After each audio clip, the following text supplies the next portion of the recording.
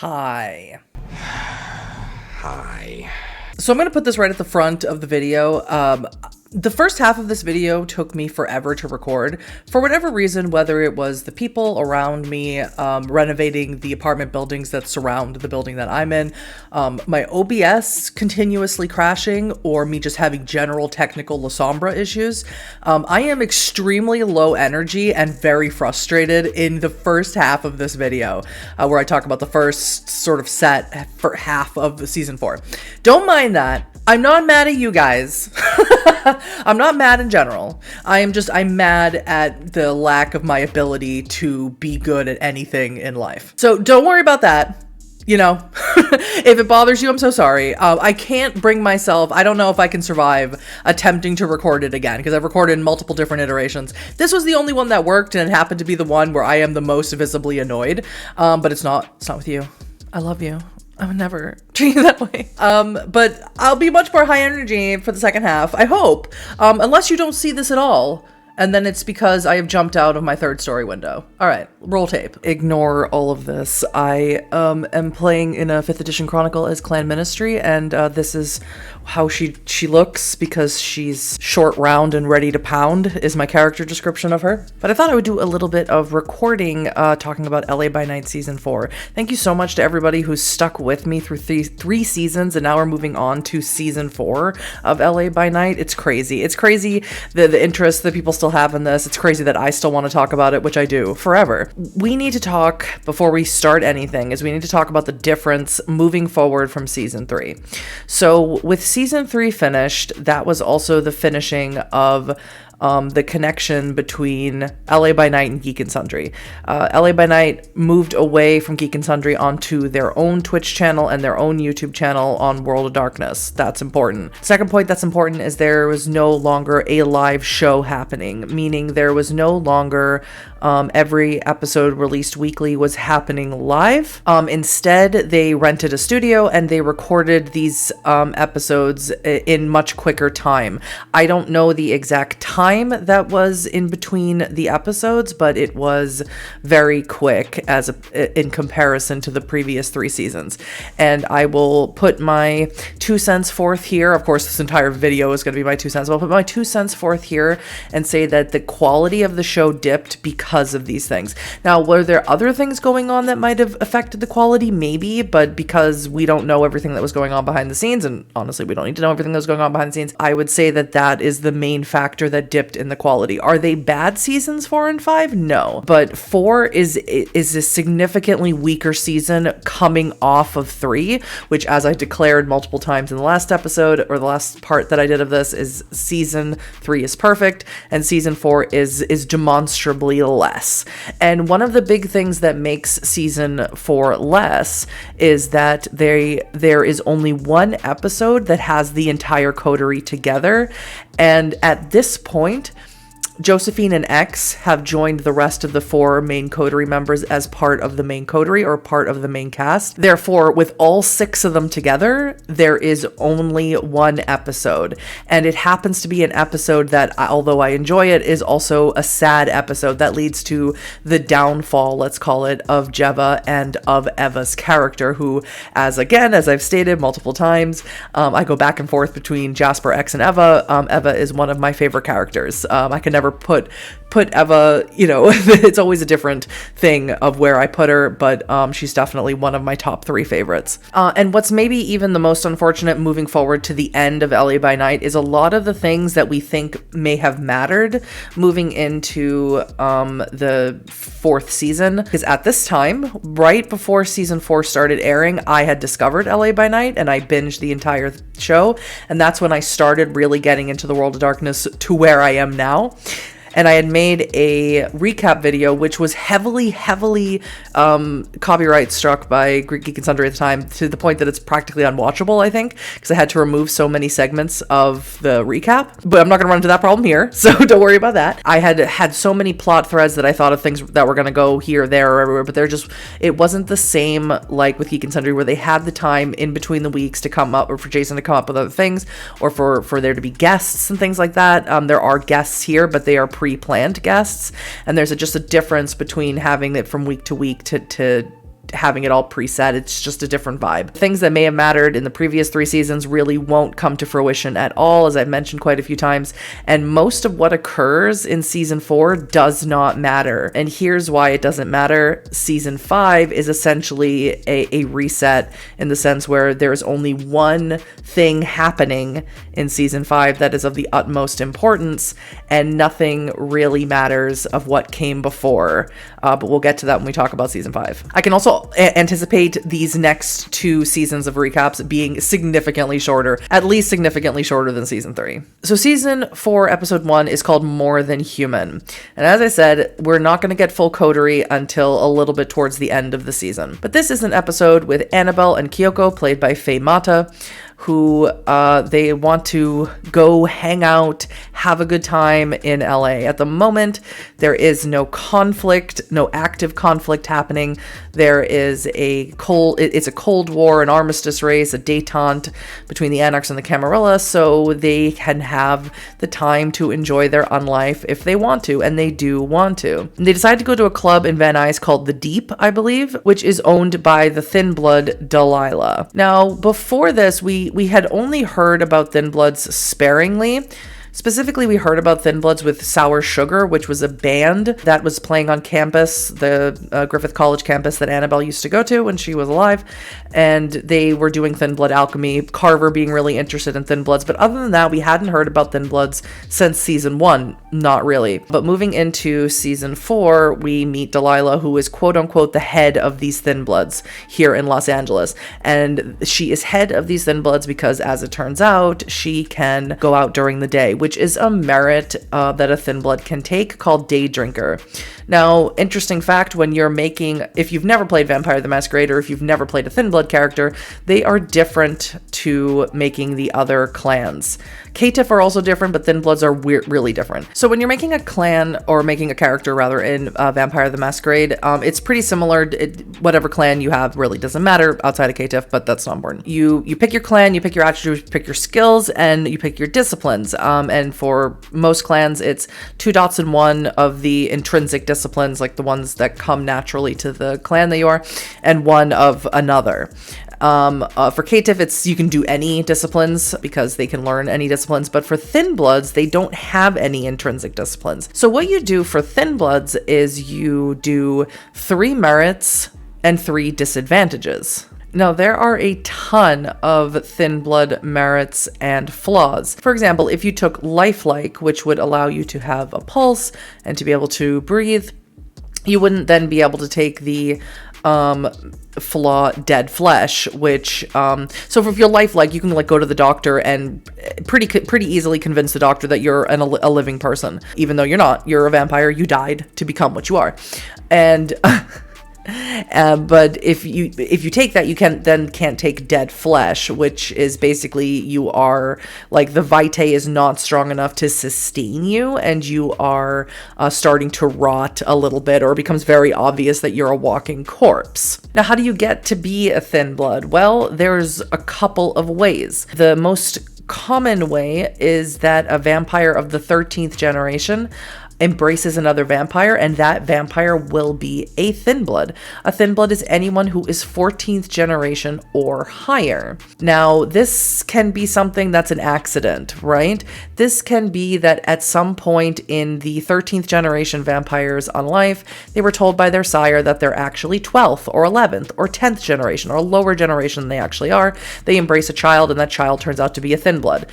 Very often, it's something of great shame and confusion, and that Thin Blood is either killed or abandoned. The other way is that some Thin Bloods, again, it's a merit you can take. It's up there. It's called catenating blood. And catenating blood means that you are a Thin Blood, but you can, 1, create blood bonds with other kindred, and 2, you can procreate. So you can make a child of the 15th generation who will be a Thin Blood. If that Thin Blood has catenating blood as well, they can make a child of the 16th generation, and so on and so forth.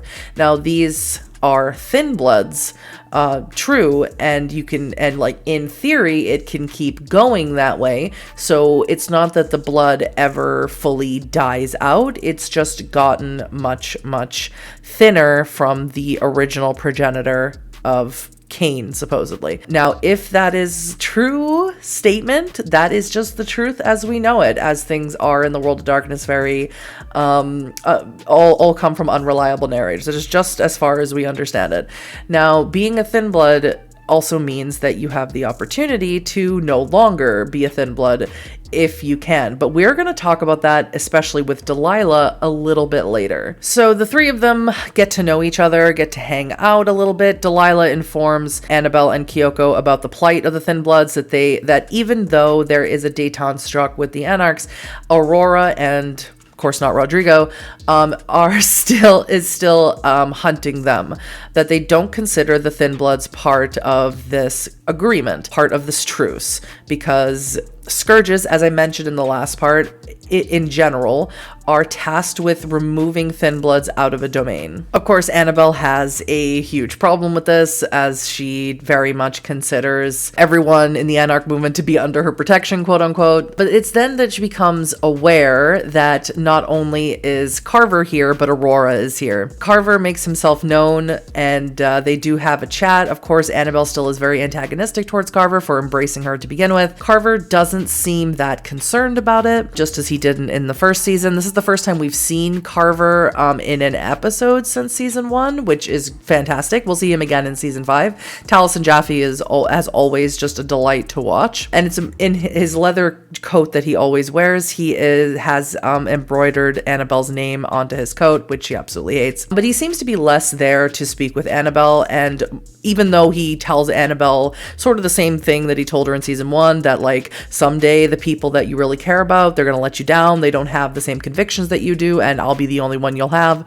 Of course, she doesn't believe him at the time. What he seems to really be there is to talk to Delilah. Now, as I said, and as we've gleaned, Carver has a lot of affiliation with Thin Bloods, or a lot of interest in Thin Bloods and what they do and why they do it and what they are and all these other things. And he takes Delilah aside and he instills in her the idea that she is a lot stronger than the Camarilla and even the Anarchs give her credit for, as are her people, meaning Thin Bloods. He implies that they can be used to bring the Camarilla down, as people like her who can walk in the day, Camarilla cannot stop them from her walking up into their havens and burning them alive. It's much like hunters, and that they should be afraid of her, and that she needs to find her own strength and inspire the strength in the rest of her people to fight back against the Camarilla, which of course, Carver being a Bruja, that's sort of his whole shtick, right? But again, this conversation is interrupted by Aurora being here. Carver starts a big brawl to get himself out of the area, because Carver is wanted, I'm sure, in many domains, including in LA.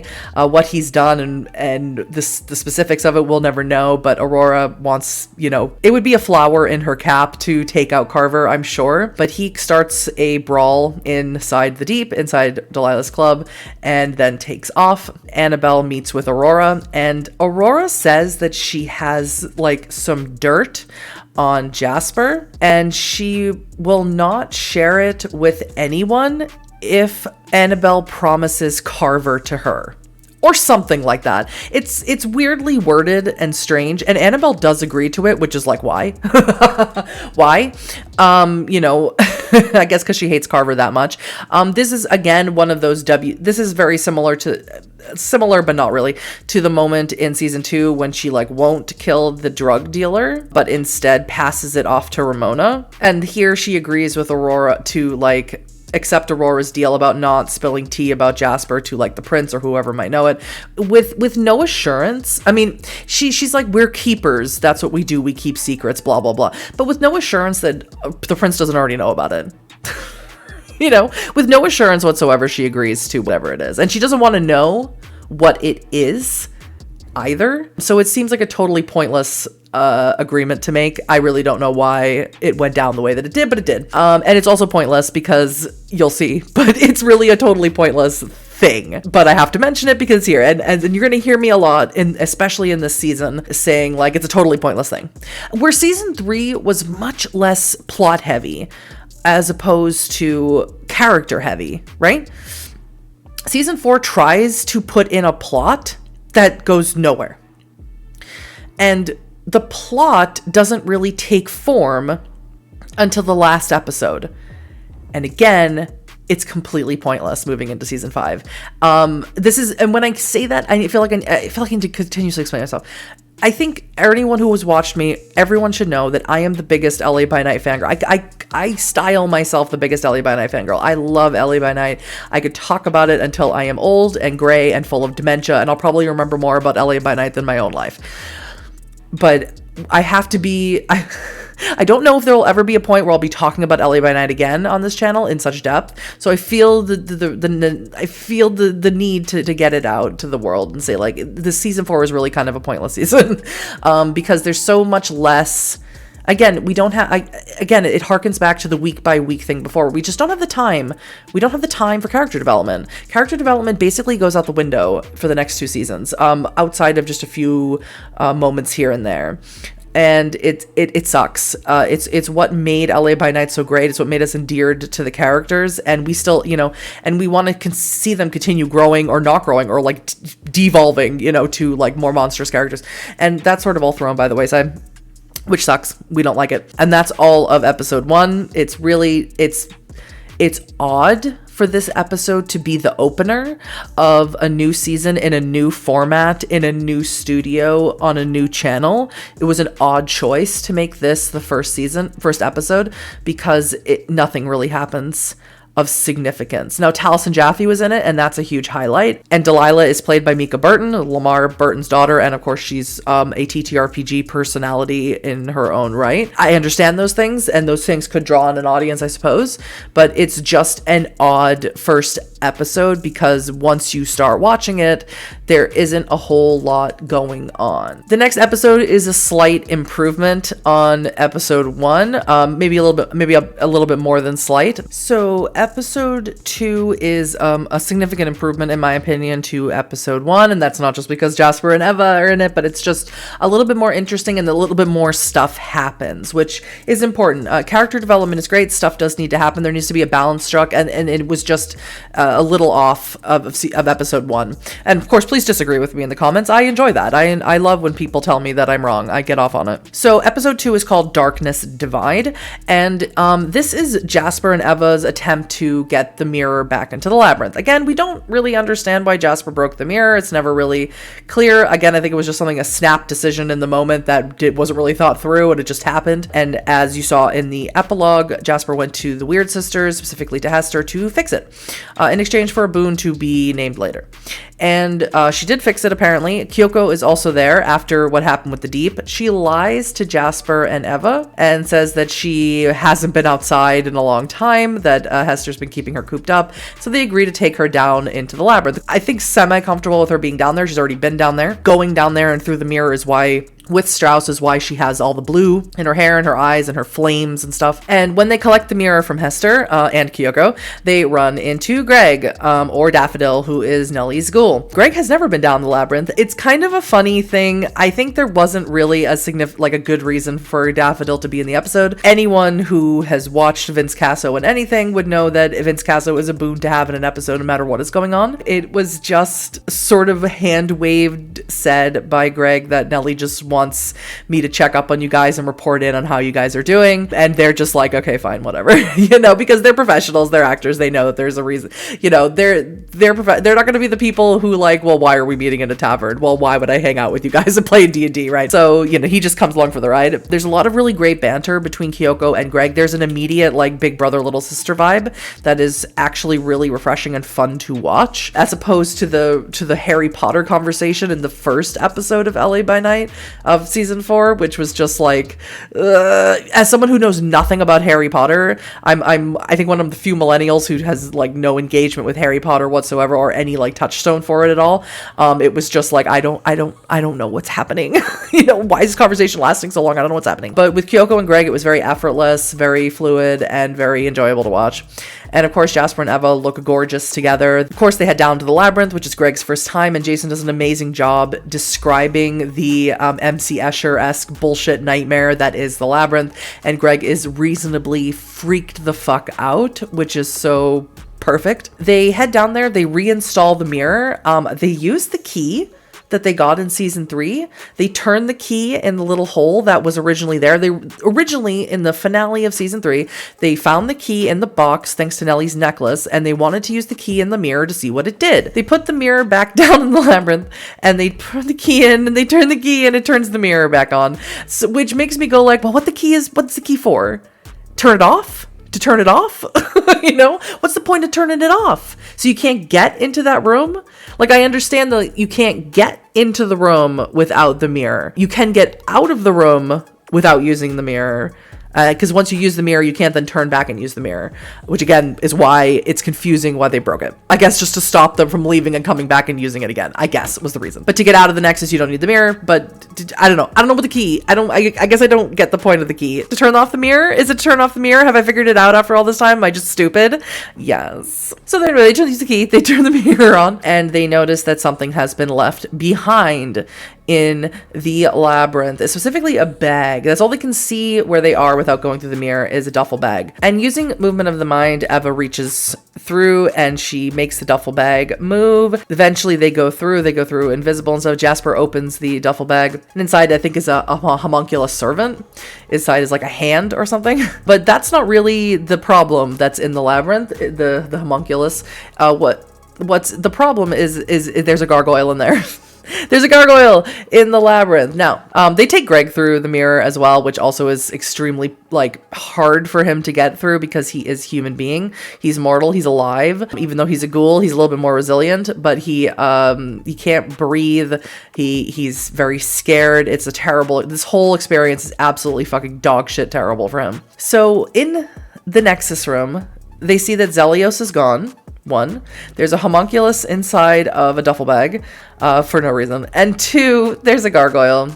Zelios being gone is bad because obviously the Tremere took him, and we'll get to meet him later in the season, and Jasper just is so unhappy about that because he's been waiting for 5 years for this dude to come out of torpor so he can figure out who the hell that he is, and he won't figure out who the hell that he is until season 5, which sucks for him. The homunculus, don't know what that's for. That seems like a gag, but the gargoyle is sort of the dangerous aspect here in the Nexus. Now, this is pure calling back to Legacy or homebrew from Jason, because in 5th edition, there is no mention of gargoyles anywhere as far as I am aware. There's no stat blocks for gargoyles as far as I'm aware. There's no mention of the ritual. I think it's something like the one who breathes that Tremere used to make gargoyles. But so I don't have anything to pull from because again, we try and keep everything 5th edition here, unless it's something I can't get around, but there is nothing that I can do except pull from Legacy to talk about what a gargoyle is.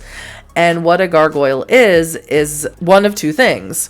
One, it is a creation from a Tremere, which means they have taken a Nosferatu, a Gangrel, or a Tzimisce. And I think probably in 5th edition you could get away with also Ministry in that, because what they're looking for is anyone, now Nosferatu not included, but they're looking for anyone with an intrinsic protean ability, but also Nosferatu because they are changed themselves in their blood. I'm guessing Ministry would work as well. And they do a ritual that lots of blood, takes lots of time. It is very likely to fail. It's basically creating a new creature from something that already exists. It's transforming them from the undead creature that they were into a new type of undead creature, which is a gargoyle. And it looks like a gargoyle. It has wings. It can fly. In the older Legacy edition, it has its own discipline that is flight, that has a flight-based part to it. And they were servants bound to Tremere.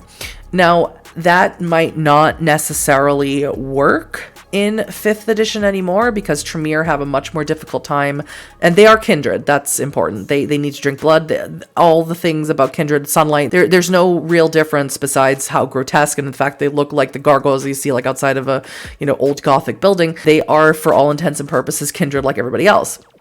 Or like all the other kindred, rather. Tremere have a very difficult time blood bonding in 5th edition, so I don't think probably that it is an actual creation. The other way you can make a gargoyle is for gargoyles can embrace other gargoyles.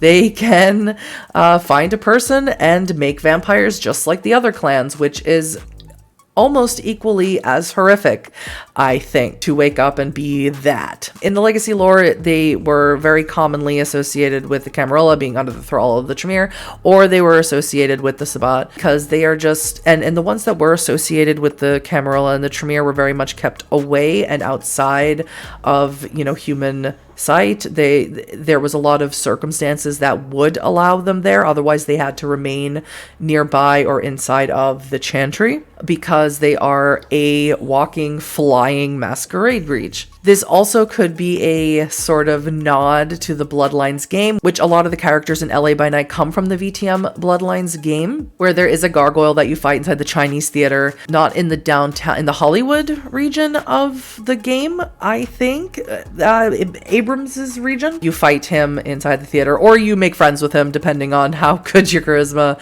and persuasion is. And so it might be a nod to that, but either way, it's very, very dangerous, very, very strong, very, very difficult to kill, much more so than the average kindred. And they fight him off as best as they can, but the problem is he's able to sort of merge, earth meld his body, in, which is a protean ability, earth meld his body into the rock of the labyrinth. So even though he's greatly diminished, thanks to Eva's lightning and Greg shooting at him and Jasper just like wailing at him, I think he has like I don't think he has a sledgehammer or anything, not yet, but he's got something just to wail on him with. And Kyoko also uses Palm of Flame, which of course is particularly devastating for him. He does blend himself back to the rock. Eva gets extremely hungry, and both of them get a little injured, and they attempt to flee because this is a losing battle. They need a strategy. They were surprised. They need to be prepared to take this thing on. They flee out of the labyrinth, and Eva has gotten very hungry, and Jasper asks if she wants to feed, and she says yes, and she feeds off of him. And this is a big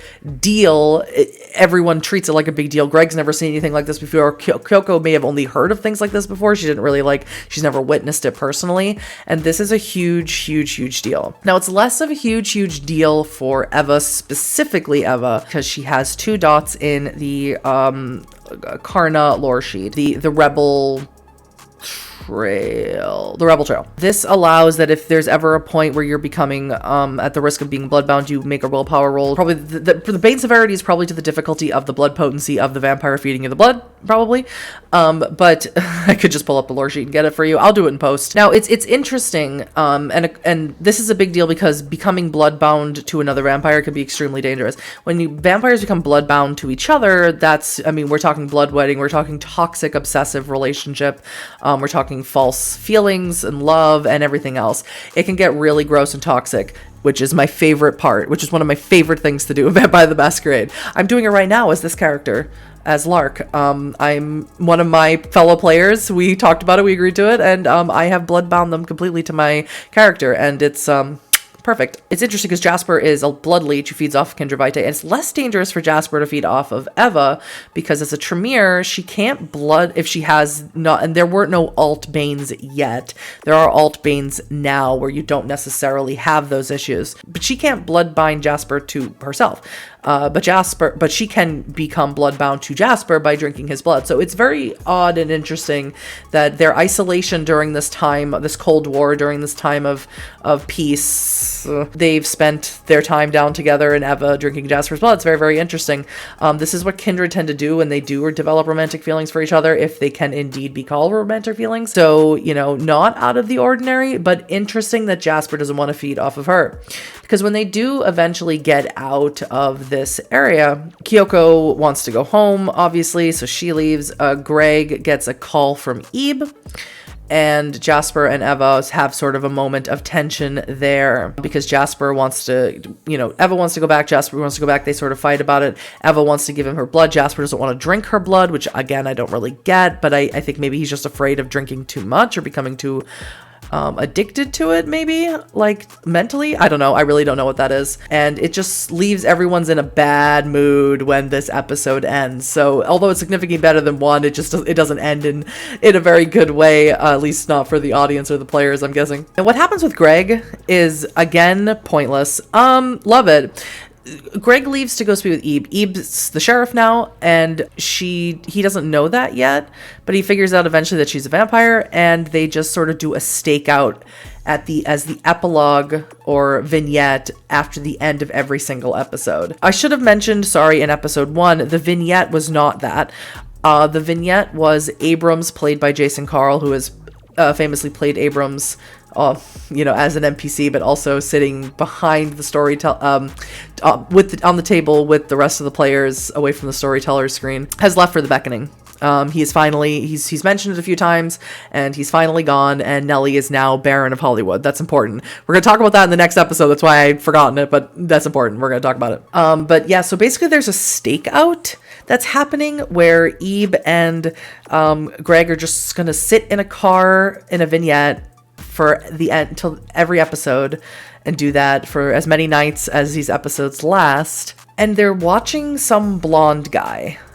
And I think at the time I was making a lot of guesses of who the blonde guy was and how odd he acted. But in retrospect, I'm guessing if this was planned or if this was not planned, I'm not sure. I don't know. But I think this blonde man must be Adrian, who we meet in season 5. Watching back the vignettes, it doesn't really fit the description of Adrian as we see him in season 5, so I really don't know if that's who that was. I think at the time I was making assumptions it was Anatole, like the harbinger of Gehenna, that it was Christopher Houghton, the old prince of LA, the 14-year-old who basically founded the Camarilla in LA back in the 1800s or whatever. I don't know if that was planned, but I'm guessing that is who we must assume it is or was at the time. And again, we will talk about him, we'll talk about Adrian rather when we move into season 5. Episode 3, Voice of the Dead, is again one of those episodes where it has its moments, but on the whole is basically an episode that can be skipped or didn't really need to happen in hindsight and retrospect of what is to come in season 5. This is sort of half of the coterie getting together. This is Victor, Annabelle, Jasper, Eva, and Kyoko, at least for the first half. And we sort of get a rundown on what's happened so far, which really isn't a whole ton of a lot for a sit-down episode. We have Annabelle talking about what happened at the Deep with Carver, and she informs Jasper about what Aurora knows, and Jasper sort of shares the feeling of the rest of the audience, which is like, oh, okay, whatever, I don't really care what she has to say, or what she, what dirt she thinks she has on me, it's whatever. They talk about the gargoyle, obviously, and how they have to go get it, and theories about what the Tremere did, why they did it, if they left it, why they left it, if it was an accident, if it was not, does it break the truce? And again, none of these things, unfortunately, really matter, and Kyoko is just the best part of this episode, because she asks the questions that we all want to know is, are Jasper and Eva banging? And obviously the answer is yes, of course, they're banging, or at least we all really, really hope that they are. We also sort of get hints that X has essentially vanished out of Santa Monica. Like, we know he left Santa Monica a while ago, but he's really, like, quote unquote living underground, in the sense where people don't see him, people don't know where he is, what he's doing, people are getting concerned about his well-being, so we sort of get a little hints that X is starting to lose his grip a little bit, which will become really apparent at the end of the episode. I can't say too much about Voice of the Dead. They do touch very briefly on Victor using Dominate on Jasper and Eva. Eva is still very, very angry about it. Her lightning shoots out of her fingers when they bring up the topic. Victor apologizes to Eva, and she's just like, don't ever do it again. And, that's fine, I guess. That's all fine interactions to wrap that up. But other than that, there's not a whole lot of substance here. Eva and Jasper don't even sit together at the table, which I feel is important for their dynamic, because we have always seen them outside of Eva's first episode sitting together at the table, and when they sit together, they just have a dynamic that is unmatched. This is corrected later in the episode, thankfully. I think Eva is supposed to point out that she's mad at Jasper here, you know, because he wanted to go down and get the gargoyle. He was mad that, you know, he had to take everyone to his haven, or he's just mad about the train, or whatever it is. And it's just the whole thing felt very, very forced, very odd. Again, this is obviously coming from a person who's just so invested in LA by Night, where you just felt like the magic of things had just faded away or dropped away. There's a lot of times where, you know, and again, I'm a cynical, terrible person and no one should actually like me, but there's a lot of times where I'm watching a show or a movie and I get to a certain point in the show or the movie, and if it hasn't quote unquote hooked me in, I will often say out loud to anyone around me who happens to be watching it with me, to say, like, why do I care about any of this? And that is often a thing that I think about when I'm consuming media, is I need to care about it, and so something that needs to happen, I need to care about it in some way. And nothing has really in these 3 episodes, besides the gargoyle fight and Eva and Jasper's feeding thing, and seeing if that's like playing into this toxic relationship thing, if that is really what is going on. But other than that, nothing had really hooked me in moving into 3, which was a huge bummer for me personally. I'm over it now, but it was a huge bummer at the time. Again, I don't mean to be breezing through these so fast. I promise that season 5's recaps will be a little bit longer, because although season 5 was basically like someone hit the red nuclear button for season 5, it is not a bad thing necessarily. There is a lot of stuff going on in season 5 that could have been done differently, in my opinion, just the way it flowed. But these season 4 is right there with season 1 for me of being the weakest in the LA by Night series, and it's just and again, as I said, moving into the next season, season 5, these things really don't end up mattering at all. Episode 4 is called The Darkest Places, and here's where we meet Mark again. I believe this is the last time we see Mark in LA by Night. We also see Nines, and Nellie and Victor and Annabelle are here, and this concurs the same night as the previous episode. Just as Jasper, Eva, and Kyoko leave, Mark, Nines show up, as Mark has been training with Nines, and of course he's Annabelle's school, and Nellie shows up to tell Annabelle. Victor was there when Abrams left to the Beckoning. Nellie's there to tell Nines and Annabelle that she is the new Baron of Hollywood, the Blue Baron of Hollywood, which good for her, good for Nellie. Unfortunately, one of the things, which again, I think I stated this in one of the recaps, I'm like, I get that Nellie wants to be Baron because she's a vampire and vampires inherently want power. I never saw from Nellie a leadership like ambition. That never came across to me in all of the episodes. So I don't know if that was like from the jump something Nellie wanted, or if that was just Nellie decided that she wanted it rather than let anybody else have it when Abrams did actually leave to the Beckoning. I'm not sure if either of those things are either both true or both false. For my 2 cents, I never picked up any leadership ambition from Nellie. But either way, she is the Blue Baron of Hollywood. So Nines is there, and Luis Carrazzo is a great actor for Nines. I love him whenever he's on screen. He's sort of a character that is very deep, and you know, when he's not fighting or doesn't have a purpose, he seems to get very adrift, and he shares these fears, and including the fears that when someone like Abrams, who is, as far as he is aware, younger than him, embraced not as long as he has been, to go off to the Beckoning, it leaves him very unclear of what that means for him, if he's going to be next. He's a very deep character and very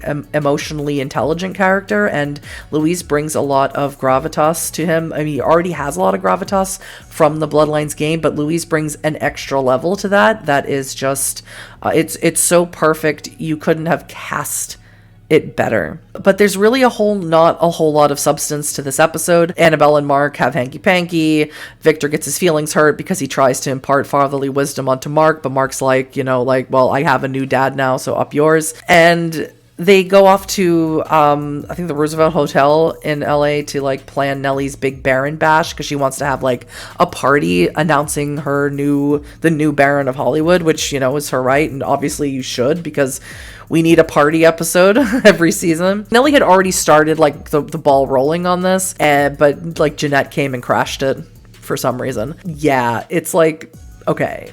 You know, at the time I would have thought that was really funny, but moving into season 5, it really doesn't matter. It's just Jeanette being a little stinker. Episode 5, Pressure Lines. This is where Jasper and Eva go down, take care of the gargoyle, right? They smash that gargoyle good. Jasper goes down with a sledgehammer. Eva's got her lightning as she had before, and they're prepared for it this time, but then they're not prepared for it as much because they definitely need help. They're starting to lose the battle, and Katya and 2 of her fellow Tremors show up in the labyrinth to take out the gargoyle. She helps them with it. Katya's there to take care of the gargoyle, and she knows about it because Victor had a conversation with Garrick, I think, before he was called away. He's leaving Los Angeles. He was made aware that they know about the gargoyle, and that like Victor's like, I wouldn't want this to be construed as someone breaking the truce and blah blah blah.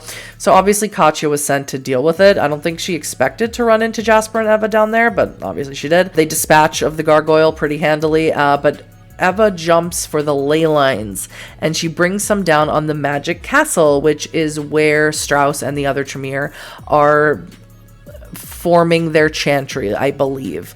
It's not said specifically that that's what they're doing there, but I believe that that's what they're doing there. That's my personal belief. She got that information from Gary Golden, which is why I mentioned it back in season 3. She made a deal with him to find out where Strauss sleeps. She is able to bring down some bricks, or to blow out some windows. When I say bring down some stones, not like stones raining from the sky, but she like brings down some of the buildings, some windows and stuff, before Katya and Jasper both stop her. And she's extremely mad about that. And of course, this is going to blow back really badly on Katya. And she's like, and it's an immediate, desperate fear that she has about Strauss finding out about this and her getting in that much trouble about it. She's desperately afraid of Strauss, and she has that severe Stockholm syndrome where she doesn't want to make him mad. She wants to talk to Victor. Jasper and Eva bring her to Victor's. This is supposed to be the night, like early in the evening before Nellie's big Baron bash. She got that party together really quick because she wanted to make her announcement that she's the new Baron as quickly as possible. They bring Katya to Victor. Victor he's seeing like the people in his barony before he goes off to the party. Like it's like a Tuesday night or something, and that's his night for seeing people when they have issues or anything to bring to him. And they have a very interesting conversation. B. Dave and Shane Easton have a really great rapport on screen. They talk significantly about themselves, about the Tremere, about the Camarilla, about the truce. Either Victor or B. Dave, probably both, really very, very, very quickly pick up on the fact that she is Stockholm syndromed, that she is completely under the thumb of Strauss and the other Tremere and the Camarilla, and even the way that she speaks, where she's like, yes, the Camarilla is the best we can do as kindred. The Camarilla must be preserved. You know, even the way she speaks is not like coming from herself. This is like rhetoric that she's been told to repeat over and over and over again under penalty of, you know, something terrible, final death or otherwise. And it's interesting to see him attempt to very, very like diplomatically and very gingerly attempt to bring that up to her, which she does ardently deny that is what's going on. But it's very obvious to everyone around her that it's going on. And it's heartbreaking in a way which one of my favorite things to do as a storyteller, and one of my favorite things to see in media, is for the antagonist to be humanized. Because when they are first introduced, especially the way Katya was first introduced in the season 3 epilogue, it's very easy to hate her. But when you humanize a villain, it becomes much more difficult to hate her, and you're wondering, not that you end up liking them as a character, but you can empathize with them. And that is a very powerful tool in storytelling. Episode 6 is called Hollywood Forever. This is the only episode where we get the entire coterie, and that includes Nellie, Victor, Annabelle, Jasper, Eva, and X. Now, they are there as at the Roosevelt Hotel for the big party, right? For Victor and Nellie, there's not a whole lot that happens here that will have any significance moving forward into season 5 or into the rest of this season. For X, maybe a little bit more so. X is currently the domitor of Chloe, although she's unbondable, so she's his ghoul and he's her domitor, but that's not really the relationship they have.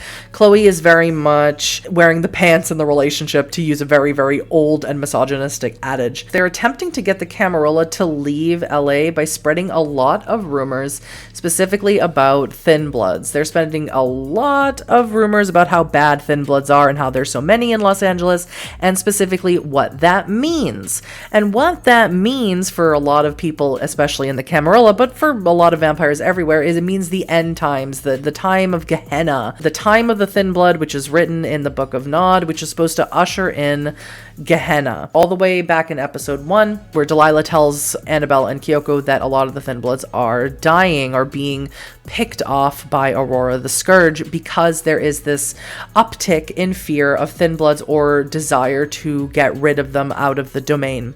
And a lot of that is being ushered in by Chloe and X, who are setting up fortune teller booths, and Chloe using her contacts in her ghoul network to sort of spread that word amongst the kindred of the Camarilla that thin bloods need to be culled, essentially. And so that's terrible news. There is a thin blood named Blake, who that Annabelle has met a few times, who is also very concerned about it. He feels like that any moment any of them could be next, and he's like very willing to fight for the Anarch cause. He very much believes in it. He very much believes Delilah as the leader. And at one point Annabelle does stick up for him, and sort of amongst these other quote unquote sofa barons of like sort of other smaller, I don't know, suburbs or districts of Los Angeles, and Annabelle does sort of get them to back off of picking on Blake, because they are like, you're the one who's going to bring about the end times, we should get rid of you type of thing.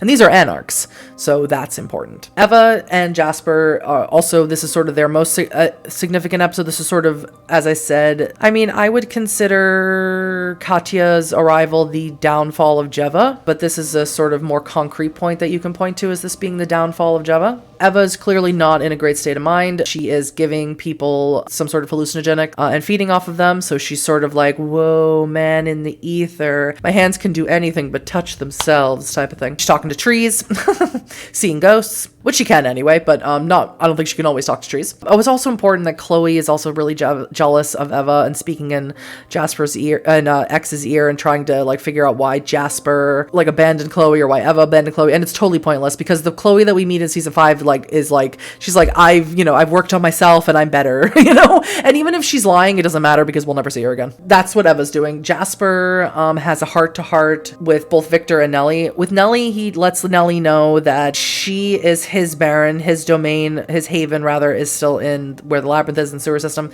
So he considers Nellie like his boss more so than Victor. Victor is his coterie mate, but Nellie's his boss, if that makes sense. And he has a heart-to-heart with Victor where he tells Victor about his past. He lets him know that like Aurora thinks she has some dirt on him, and he lets him know what he thinks the dirt must be. And the dirt is that when he was alive, he killed people. Or he killed a person, rather. He was born into a wealthy family in New York. He was a child of privilege, but he was bored. And he was very obsessed with finding out what magic was, real magic. He wanted real magic, not David Blaine stuff. He wanted the real thing. He was convinced magic was real, and he wanted the real thing. And he joined some sort of secret society. Now, this very much could play into mage. This could play into a Tremere cult that has human beings in it, where it's not really clear what this is, and it's never expanded upon in the future, unfortunately. But he had a best friend who was also part of this club, cult, whatever it was. A school friend, someone he had known for a long time. And the friend was better at this learning magic thing than he was. And he was very jealous, and Jasper stabbed him with his own sword, with his friend's sword. And it is a sword that Jasper has continued to use into his own life. He stabbed his friend, he murdered his friend, and he took that sword with him. And he also has this heart-to-heart with Victor because Katya, who knows this secret about Jasper, did bring it up to Victor earlier that day in the episode right before this. I almost forgot about that. Which again lends credence to the idea that Aurora would not have been able to keep this like I won't tell anyone thing, because obviously people already know about it. Victor is very understanding. He is the dad of the coterie. He is the foundational emotional rock core of this coterie. I will die on that hill, and I love the man truly. He's the only Ventru I really like. He is very supportive of Jasper. He very much treats him like a son, and he's like, look, we all did did things as human beings, and to be fair, and who that Jasper died, and he did. He's dead now, and the person and all his sins died with him, and who he is, you know, he gets to choose who he is now in his undeath. Is that, you know, completely morally correct or anything? No, but what are you gonna do? We're talking about monsters that drink human beings' blood. It's a very, very sincere and sweet moment, and one of the last that we'll get between the two of them, if not the last. And the end of this episode is, as I said, this is the downfall of Jeva. Eva tells Jasper that she is going away to where she can't cause anyone problems anymore, that she's going to fix her mistakes, because attacking the gargoyle in the labyrinth could also be seen as breaking the truce, as it was the property of the Camarilla. It's a really weird gray area that neither of them would probably come to a very good agreement on, but she could have inadvertently caused the truce to be broken down and for war to resume, so she's feeling very guilty and bad about that. She's also extremely high, and she tells Jasper that she loves him. She gives him a ring that has no magical quality to it, and no one has owned it but her. And she tells him that she's going to take care of some things and go away for a little bit. Jasper is distressed, you could tell. He says that she better come back, that he doesn't want to have to go after her. And she says, don't come after me. And she leaves, and you can hear Alex's voice very, very soft, and Jason is actually speaking over him. I don't think Jason realized Alex had started talking because it was so soft in the microphone. And he finally, for the first time, we hear Jasper say that he loves Eva too. And it's an extremely sad, emotional moment. This is the end of Josephine being in season 4. She does return in season 5, but unfortunately, Eva's arc doesn't get any happier from here. Eva dancing at the party, talking to the trees, and just being, for the last time, the free spirit that she always was and wanted to be in her undeath, that dies in this episode. All right, so roughly every season since season 2, we have had a quote-unquote Camarilla episode. We had one in season 2 and season 3. Now we have one in season 4. And we're also going to have one in season 5. It's going to be right at the top of the season, but we'll get to that when we talk about the final season, season 5. We have season 4, episode 7... maybe? Dead Ecstasies, which is the Camarilla episode. So we have Vannevar, who is fully in the thralls of his mentee bee caused by Therese Foreman. We have Suzanne Rochelle, his seneschal and lover. We have Ebe, who is the La Sombre sheriff. And we also have Katya, who is sort of acting as the regent, or like the advisor, Tremere advisor to the prince, because Garrick is gone. Strauss sent him somewhere. Strauss is also busy doing stuff, so Katya is sort of the stand-in for that. And to be fair, Vannevar doesn't really want to talk to Strauss. He wants to talk to Garrick. He thinks Garrick's his buddy.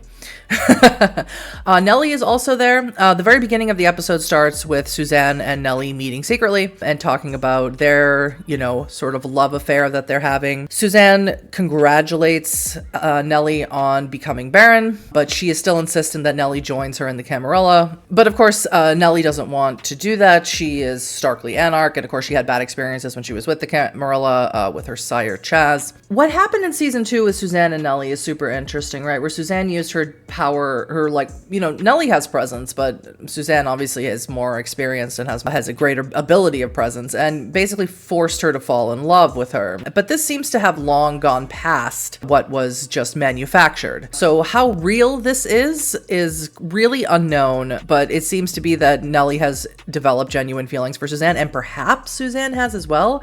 I highly doubt it personally, because Suzanne seems to be far more removed from her humanity than Nellie is. But anyway, they're walking through the garden, right? Be a Toreador amongst the roses type of thing. They get really close, show affection for each other. It's very gay, love it. But then Suzanne, with her abilities of like premonition and telepathy and stuff like that, clairvoyance, she suddenly becomes aware that she's very concerned because Vannevar is losing his mind. She doesn't know why. And he is, sitting and reading aloud from the Book of Nod and obviously having a mentee bee. And she's like, oh, we have to get back there. And she's very worried that something is coming. And she's been saying this since season 3, Nellie's epilogue in season 3. I can't remember which epilogue it was exactly. But she's been saying something is coming. She's had premonitions that something is coming. Of course, we'll find out what that something is in the next season.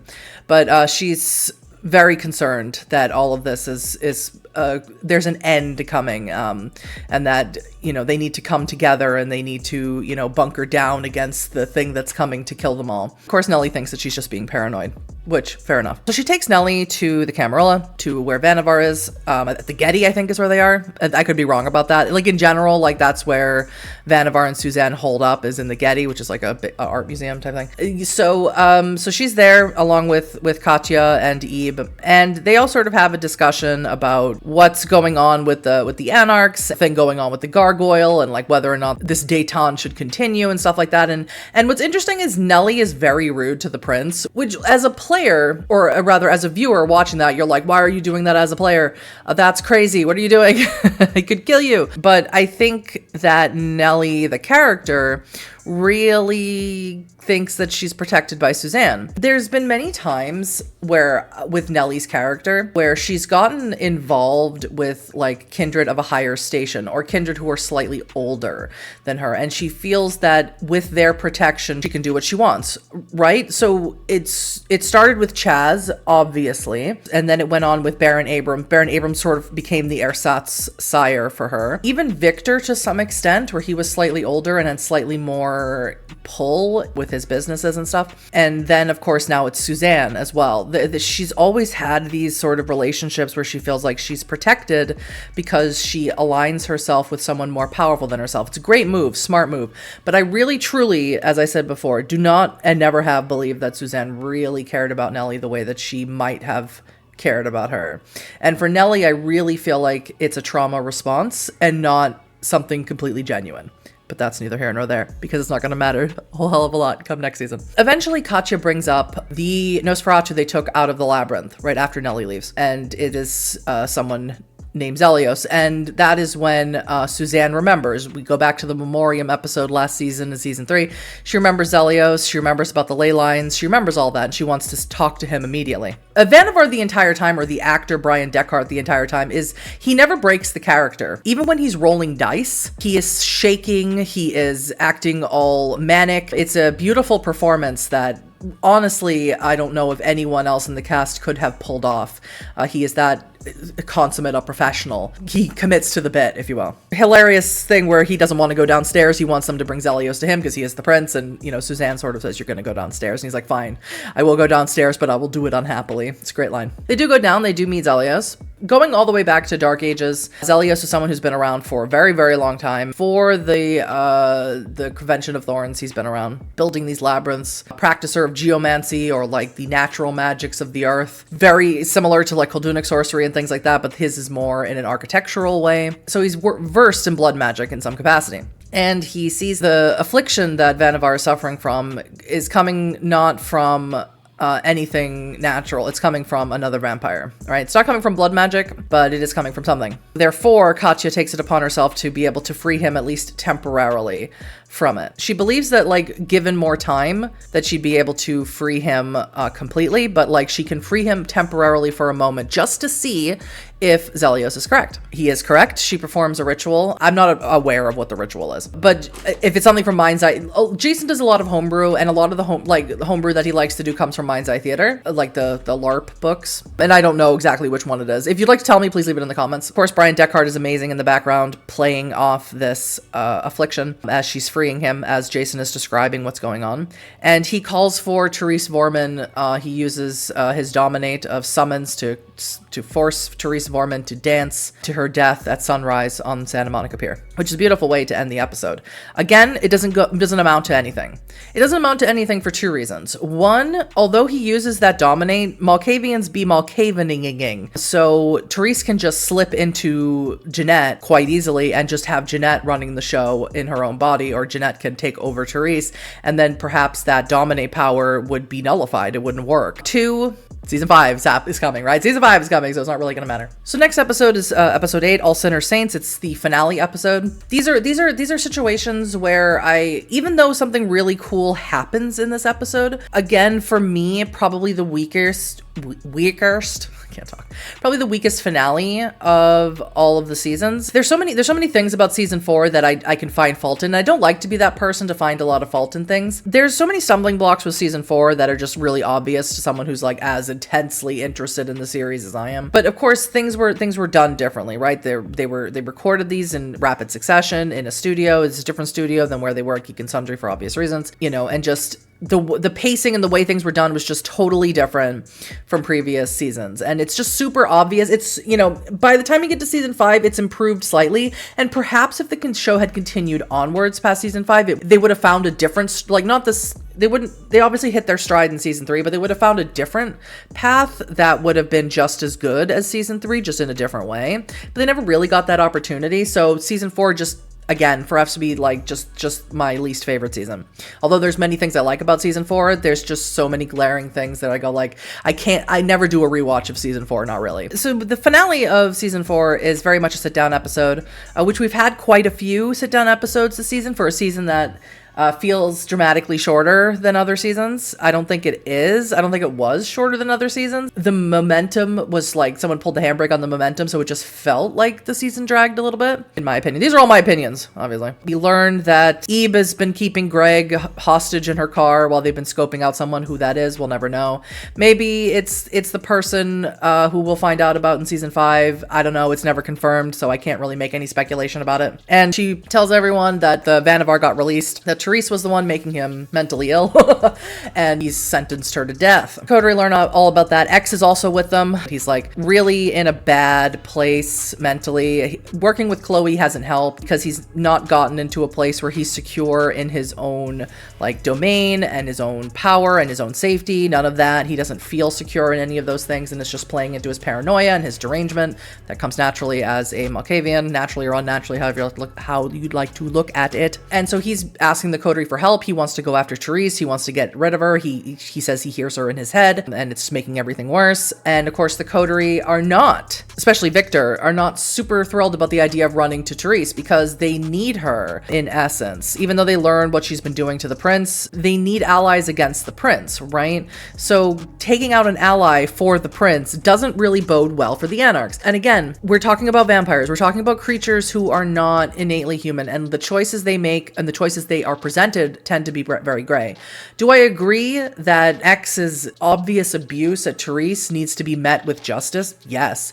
Do I agree with Victor saying we can't go after, like, bust up an asylum and kill Therese because we can't be taking out our own allies in favor of the Camarilla? Also, yes. I agree with both of those things. Two things can be true at the same time. And it's just an unfortunate and awesome thing about Vampire the Masquerade is these are decisions that come up a lot. And I love when my own players are faced with these decisions, and I love seeing the outcome of those things. Sometimes they choose to forego the humane decision and do the monstrous thing, and sometimes they don't.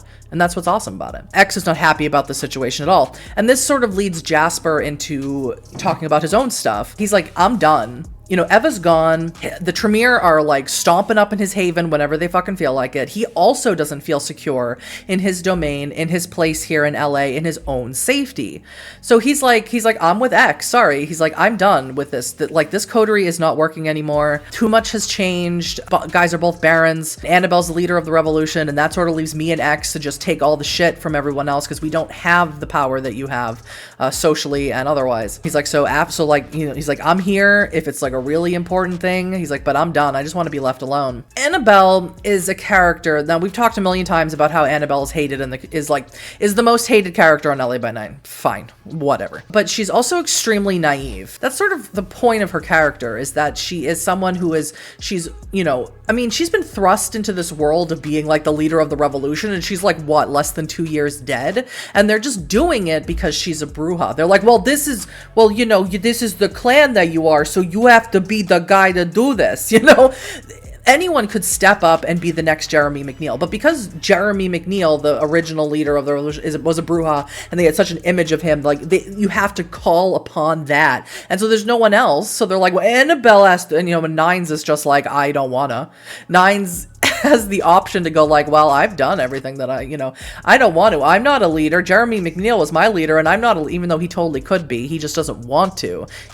Real power is real responsibility, and sometimes that freaks people out, right? Sometimes they just want the illusion of power. But Annabelle is someone, that they thrust into that, and she's still also a kindred, so that idea that power does go to your head. It does go to your ego. And she's also a little self-centered because she is young. She's a vampire now, hasn't had enough time to really get how things work. Like she's trial by fire, learned a lot, but she hasn't learned everything. And to be fair, she hasn't had the average experience of a kindred, right? She hasn't had to like scrape to get by. She got embraced and she got like plowed right into the arms of Victor Temple, who could, you know, set her up with a haven, set her up with security, get her a secure cell phone, make sure, you know, teach her the ropes, make sure she's, you know, never wanting. He has employees and ghouls and stuff that she could feed off of. She has never had to make it on the street. So that leaves her feeling like, that leaves a person a little bit underdeveloped in terms of survival, in terms of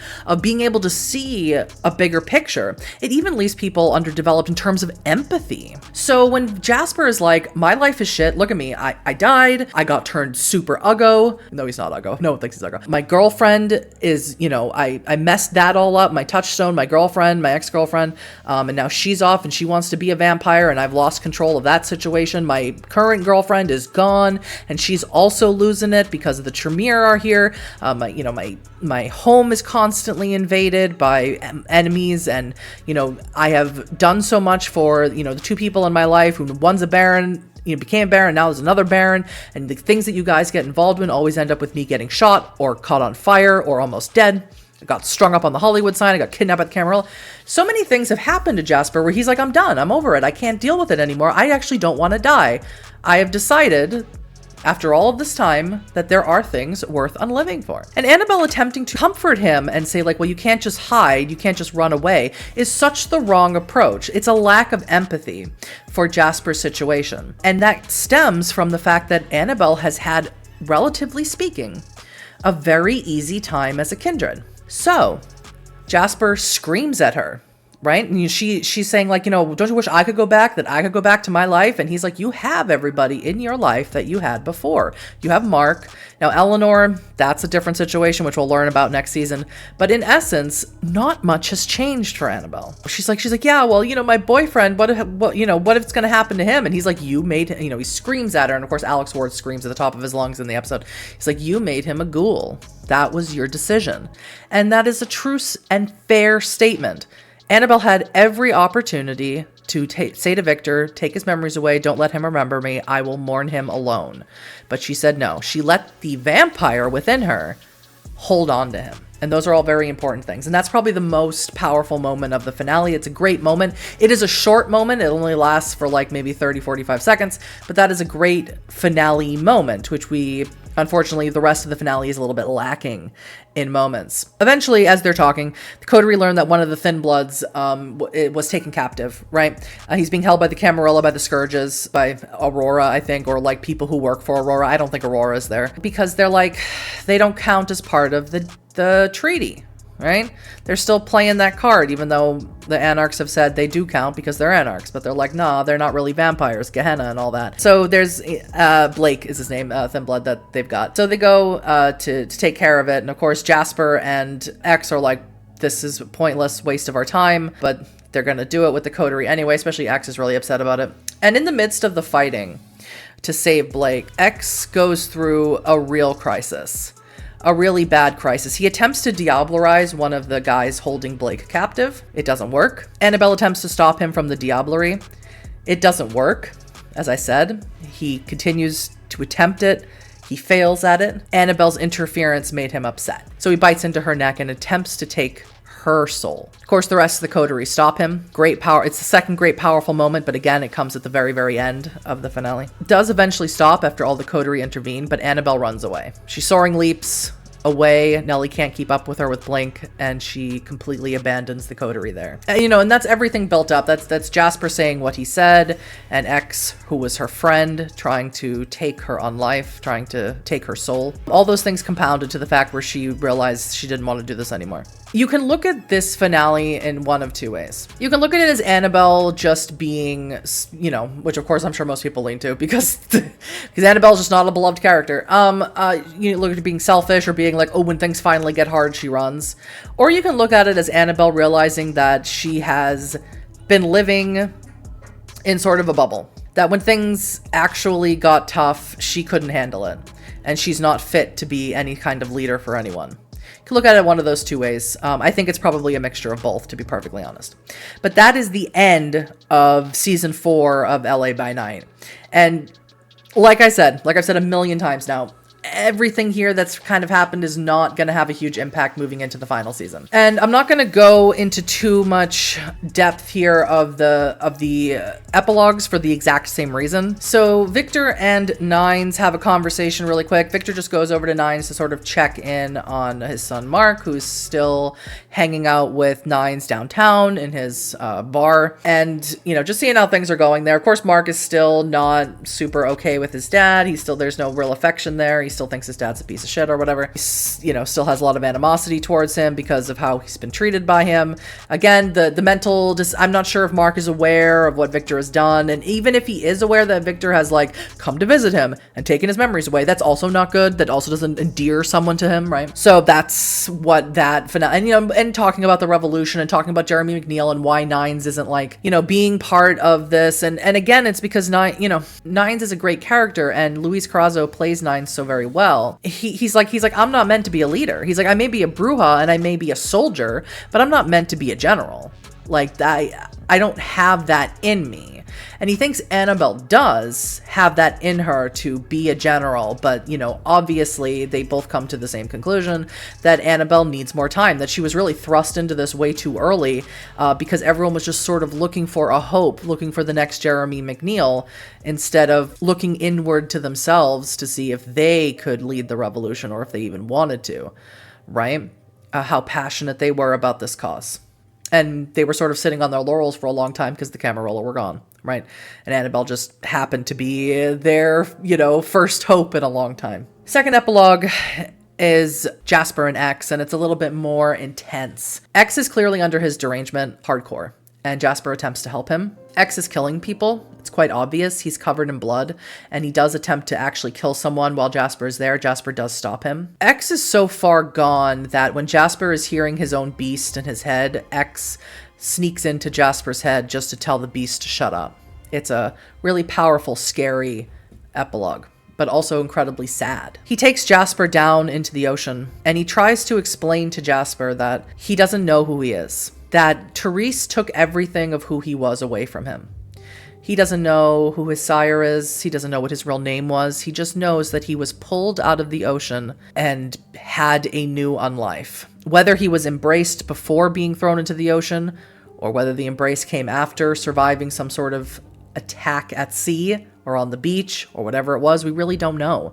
Because X doesn't know. And it's too horrible for the broken mind of the Malkavian to even attempt to piece back together. But he does take Jasper down into the ocean to it's some sort of duct or pipe that goes in the ocean that leads to asylum in some way. I'm not really sure what it is, whether it's sewage or something. He can't open it, so he has Jasper open it.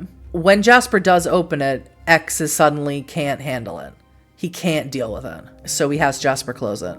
It's a great epilogue. It's a confusing epilogue for people like me, because we want to know the answers to the questions, and unfortunately we never will. But it is a absolutely fantastic, beautifully acted.